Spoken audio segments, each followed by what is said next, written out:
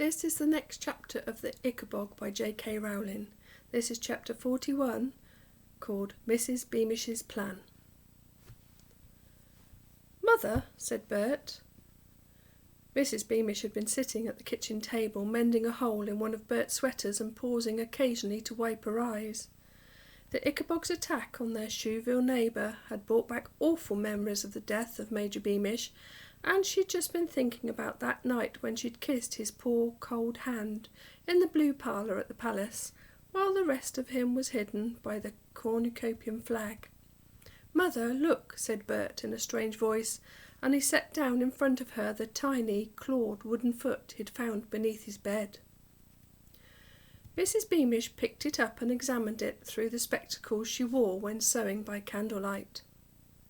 "Why, it's part of that little toy you used to have," said Bert's mother. "Your toy But Mrs. Beamish didn't finish the word. Still staring at the carved foot, she remembered the monstrous footprints she and Bert had seen earlier that day in the soft ground around the house of the vanished old lady. Although much, much bigger, the shape of that foot was identical to this, as were the angle of the toes, the scales, and the long claws. For several minutes the only sound was the sputtering of the candle, as Mrs. Beamish turned the little wooden foot in her trembling fingers. It was as though a door had flown open inside her mind, a door she'd been keeping blocked and barricaded for a very long time.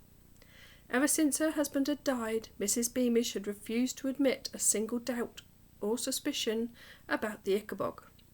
Loyal to the king, trusting in Spittleworth, she had believed the people who claimed the Ickabog wasn't real were traitors. But now, the uncomfortable memories she'd tried to shut out came flooding in upon her.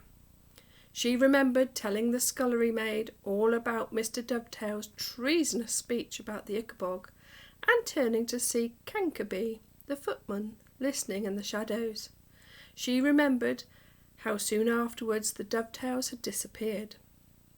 She remembered the little girl who'd been skipping, wearing one of Daisy Dovetail's old dresses, and the banderlaw she'd claimed her brother had been given on the same day. She thought of her cousin Harold starving, and the strange absence of mail from the north that she and all her neighbours had noticed over the past few months. She thought too of the sudden disappearance of Lady Eslander, which many had puzzled over. These and a hundred other odd happenings added themselves together in Mrs. Beamish's mind as she gazed at the little wooden foot, and together they formed a monstrous outline that frightened her far more than the Ickabog. What, she asked herself, had really happened to her husband up on that marsh? Why hadn't she been allowed to look beneath the cornucopian flag covering his body? Horrible thoughts now tumbled on top of each other as Mrs. Beamish turned to look at her son, and saw her suspicions reflected in his face. "The king can't know," she whispered. "He can't. He's a good man." Even if everything else she'd believed might be wrong, Mrs. Beamish couldn't bear to give up her belief in the goodness of King Fred the Fearless. He'd always been so kind to her and Bert.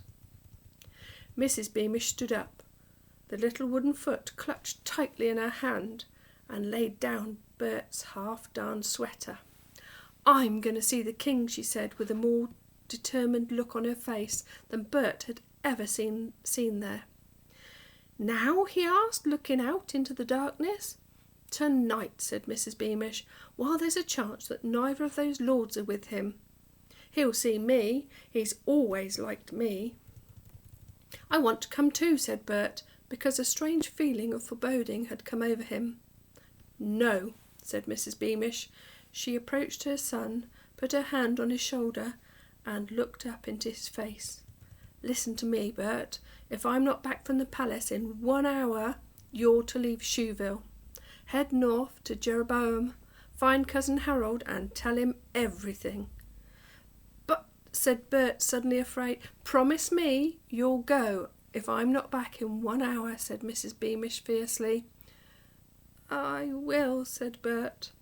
But the boy, who'd earlier imagined dying a heroic death, and not caring how much it upset his mother, was suddenly terrified. "Mother," she hugged him briefly, "you're a clever boy. Never forget you're a soldier's son as well as a pastry chef's." Mrs. Beamish walked quickly to the door and slipped on her shoes.